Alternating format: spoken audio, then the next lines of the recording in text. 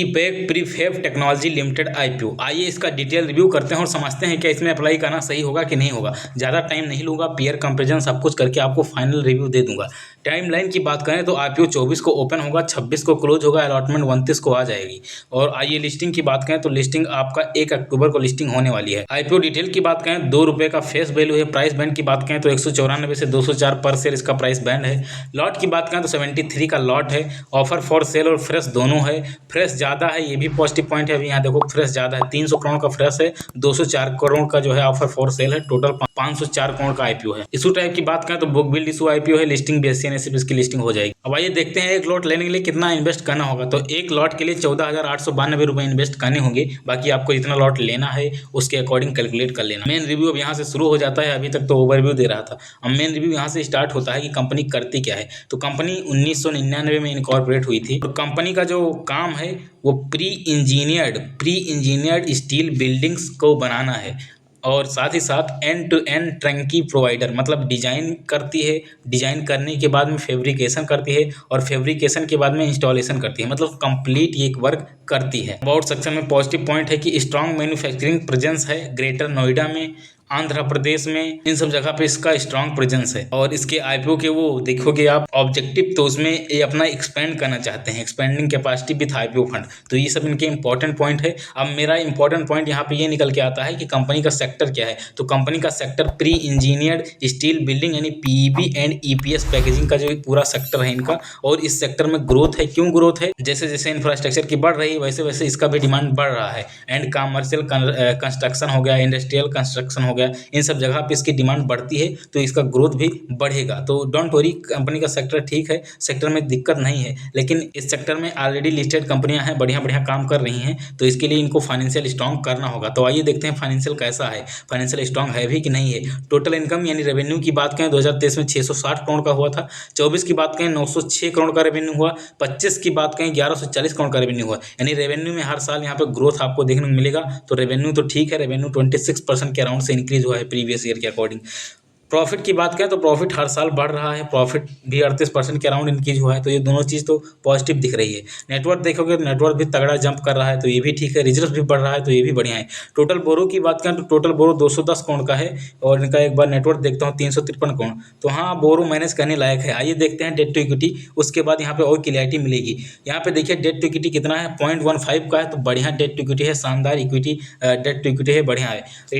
Return on equity की बात करें तो 22.69 का है, 22.69 का है, तो ये भी बढ़िया है। आरओसी 22.88% का है, तो ये भी ठीक ठाक है। रिटर्न ऑन नेटवर्थ भी 22 के अराउंड चल रहा है, तो ये सब 22 के अराउंड ही चल रहा है। पेट मार्जिन की बात करें तो पेट मार्जिन 5% है। ये 10% होता तो और मजा आता, लेकिन इस सेक्टर के अकॉर्डिंग हम देखें तो पेट मार्जिन सही निकल के आ रहा है, 5% ठीक ही ठाक है। प्राइस टू बुक वैल्यू की बात करें तो 9.36 का है। अभी और पेयर के कंपेरिजन में करेंगे, उसके बाद हम बताएंगे कि हाई वैल्यूएशन पे ला रहे हैं कि सस्ता प्राइस पे अपना आईपीओ ला रहे हैं। तो डोंट वरी।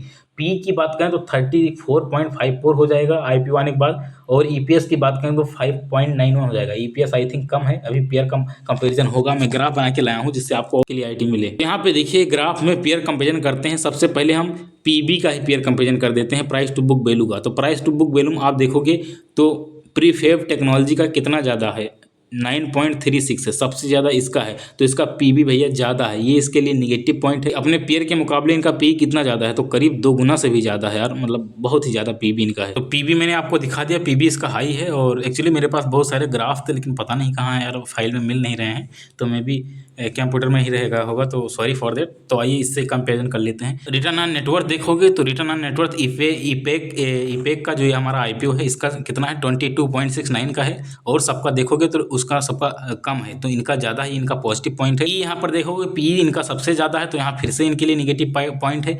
पी और पीबी इनका ज़्यादा है। ईपीएस की बात करें तो ईपीएस 7.39 का है और यहाँ पे इसका ज़्यादा है, तो इनका ईपीएस भी यहाँ पे कम है, तो ये भी इनके लिए थोड़ा डिस्टर्बिंग पॉइंट है। ओवरऑल बात करते हैं आखिर की इनका फंडामेंटल कैसा है। तो फंडामेंटल की बात करूँ, डेट इनका ठीक ठाक है, डेट बहुत शानदार है। पेट मार्जिन की बात करूँ वो कम है और रिटर्न ऑन नेटवर्थ ये सब ज़्यादा है। तो ओवरऑल आप देखेंगे तो इनका ग्रोथ ठीक ठाक है, हाई ग्रोथ पोटेंशियल है और इसी वजह से कहीं ना कहीं ये अपना पीबी और पी ज़्यादा करके ला रहे हैं। पी और पीबी की बात करें तो ये ज़्यादा करके ला रहे हैं, मतलब हाई प्राइस पे अपना आईपीओ ला रहे हैं। एक्चुअली आईपीओ आने के बाद भी इनका जो है डेट इक्विटी और सब कुछ सुधर जाएगा और अपना ये सब कुछ एक्सपेंड करेंगे बिजनेस, तो वहाँ से भी इनकी ग्रोथ के चांसेस बढ़ेंगे। तो आईपीओ आने के बाद इनके सेक्टर में मतलब इनके कंपनी में ग्रोथ होगा और इसी वजह से कहीं ना कहीं अपना पी और पीबी बढ़ा के ला रहे हैं, हाई वैल्यूएशन पे अपना आईपीओ निकाल रहे हैं। तो अब बात करा जाए कि इसका जो है फंडामेंटल कैसा है, स्ट्रांग है कि नहीं है। तो इसके फंडामेंटल की मैं बात करूं तो गुड की कैटेगरी में इसका फंडामेंटल डालूंगा, इसको स्ट्रांग कैटेगरी में तो नहीं डालने वाला हूं।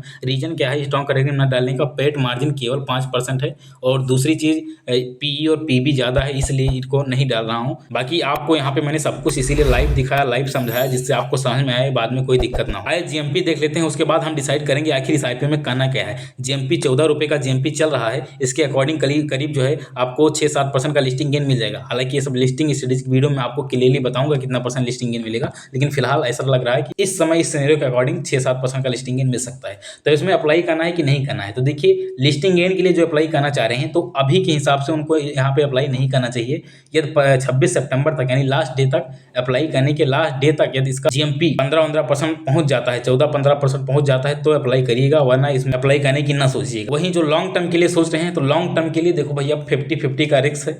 मैं पर्सनली बात करूं तो मैं इसमें लॉन्ग टर्म के लिए अप्लाई करूंगा तब भी बहुत कम ही अप्लाई करूंगा। मतलब मेरे कहने का मतलब ये है कि एक लॉट जब मुझे मान लो मिल जाता है, हालांकि मैं एक डीमेट अकाउंट से नहीं करता हूं, मल्टीपल से करता हूं, तो जितना भी मिलता है उसका मैक्सिमम पोर्शन लिस्टिंग गेन के दिन सेल करने की कोशिश करूंगा। ये मेरा जो है पूरा उद्देश्य रहेगा, लिस्टिंग गेन के दिन सेल करने की पूरी कोशिश करूंगा। रीजन क्या है, इनका फंडामेंटल गुड की कैटेगरी में स्ट्रांग नहीं है। लॉन्ग टर्म केवल वही अप्लाई करेंगे जिनको रिस्क लेने की क्षमता है, रिस्क ले सकते हैं, एग्रेसिव इन्वेस्टर जो होते हैं, ग्रोथ फोकस, जो ग्रोथ पे ज़्यादा फोकस करते हैं और लॉन्ग टर्म के लिए होल्ड कर सकते हैं। अब लॉन्ग टर्म कुछ लोग मान लेते हैं एक हफ्ते में ऊपर बढ़ जाएगा तब बेचूंगा, भाई तो वो लॉन्ग टर्म नहीं होता है। लॉन्ग टर्म मतलब एटलीस्ट 4 मंथ तो आपको होल्ड करना होगा, तो इतना जो कर सकते हैं वही होल्ड करेंगे तो ज़्यादा बढ़िया रहेगा, वरना आप जो है लिस्टिंग गेन के लिए अप्लाई करो और निकल जाओ। फाइनल यही रिव्यू था, आज की वीडियो पे समाप्त करते हैं।